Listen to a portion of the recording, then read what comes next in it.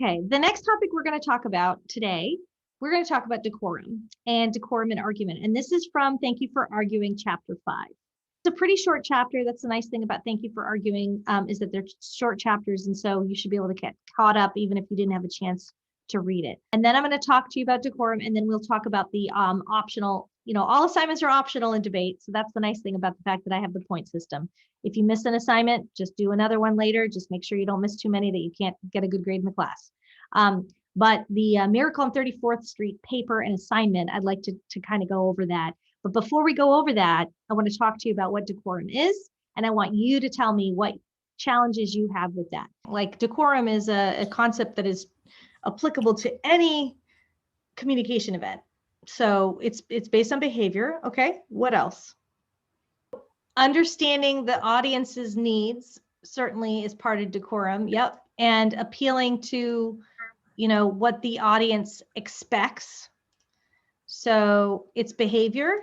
It's behavior based on expectation. What does that look like? And why would the chapter be called Eminem's Rules of Decorum? Like, get them to like you. They're called the rules of decorum.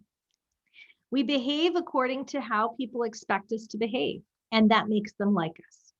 It's kind of a shorthand. So decorum, how do we adapt without deceiving ourselves and others? Having decorum doesn't necessarily mean you're being dishonest. It's being appropriate to the situation. The best example I can come up with is if you've ever seen the Obama anger translator. That's a great example of where somebody's translating what Obama does in his anger, because he never showed anger when he was president, very rarely. And so if you haven't seen it, I'm going to show a clip of it just so we all are on the same page. And I want you to ask yourselves, what does this video teach us about decorum? And it relates kind of to this issue of, is Obama being dishonest by not showing anger? Or is this, a good illustration of what it means to be decorous? I want to close on a more serious note. I often joke about tensions between me and the press, but honestly, what they say doesn't bother me. I understand we've got an adversarial system. I'm a mellow sort of guy. And that's why I invited Luther, my anger translator, to join me here tonight.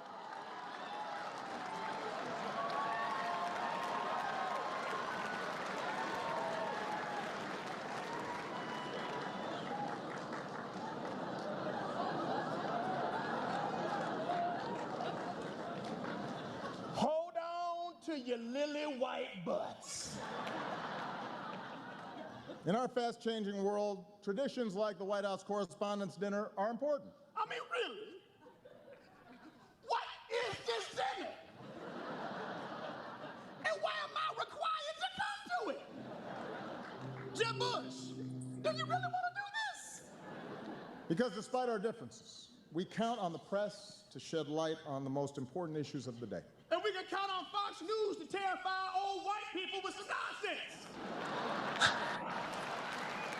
Sharia law is coming to Cleveland, run for the damn hills!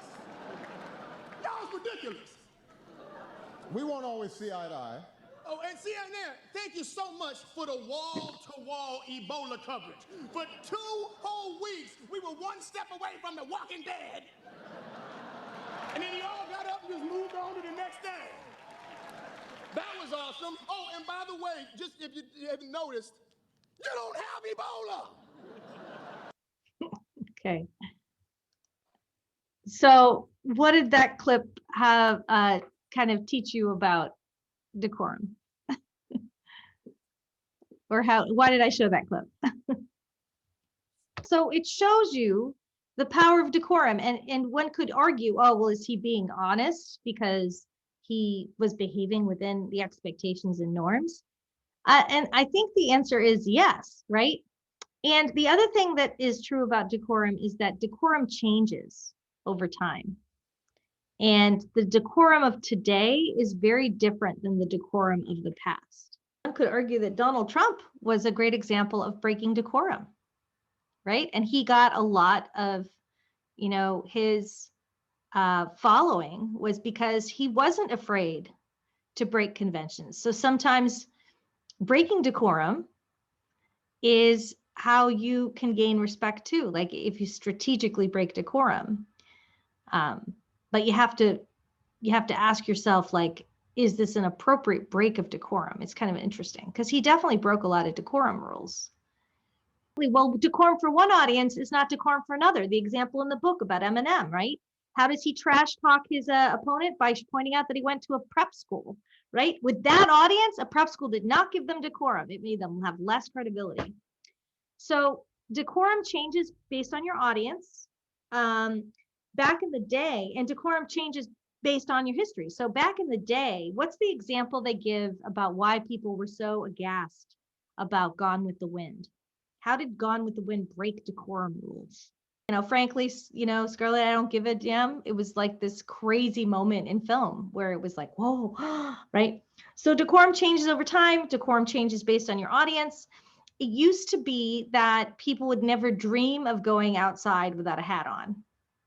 Like you just weren't fully dressed without gloves and hat. If you ever watch old movies in the 40s and 50s, everybody outside had a hat on. Just was part of your getting dressed. You didn't have a hat. You weren't dressed if you didn't have a hat, and not this kind of hat either. I'm talking like a fancy hat. So it's definitely true. All right. The thing about decorum I now want to talk about is I want to talk about the assignment that I've given you. So on the assignment for, the Miracle on 34th Street, there's how is decorum demonstrated in this movie different from the decorum of today? So talking about decorum today and decorum then. Who has the most decorum in this movie? Who has the least? And then I want you to support your answers. And then I want you to answer the question of how does the trial of Kris Kringle have to teach us, what does the trial of Kris Kringle have to teach us about the role of decorum in persuasion? So those are the three main arguments that I want you to describe. The movie's kind of long. And so if you are interested in watching it, it's possible to kind of skim over parts of the movie if you want, but it's really, really important that you watch the court scene. And it's also easier for you to kind of answer about decorum being demonstrated in the earlier scenes in the movie. Okay, so in part of the scenes in the